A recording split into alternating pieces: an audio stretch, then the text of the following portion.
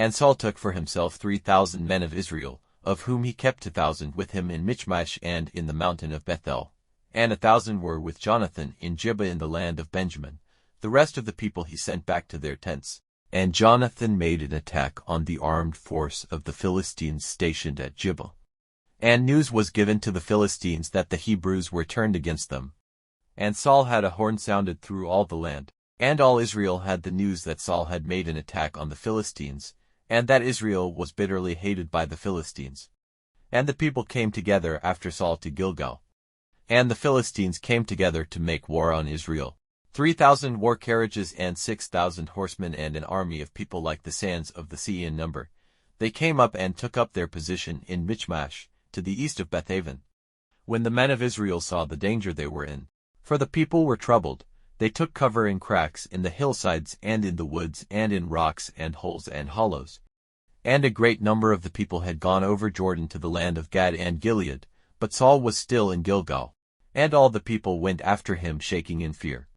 And he went on waiting there for 7 days, the time fixed by Samuel, but Samuel did not come to Gilgal. And the people were starting to go away from him. Then Saul said, "Come here and give me the burnt offering and the peace offerings." And he made a burnt offering to the Lord. And when the burnt offering was ended, Samuel came. And Saul went out to see him and to give him a blessing. And Samuel said, "What have you done?"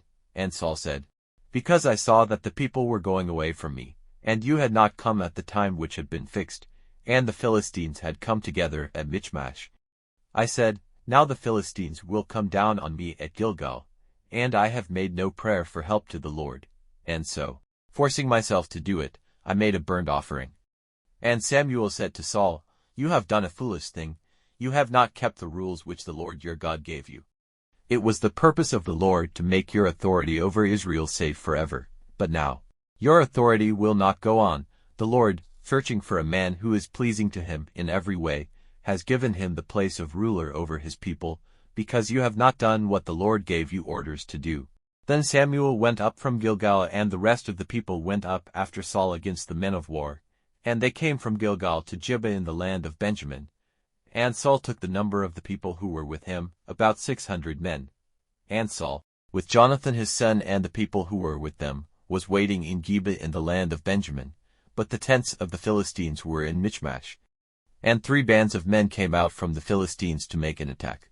One band went by the road which goes to Ophrah, into the land of Shual, and another went in the direction of Beth-horon, and another went by the hill looking down on the valley of Zeboim, in the direction of the waste land.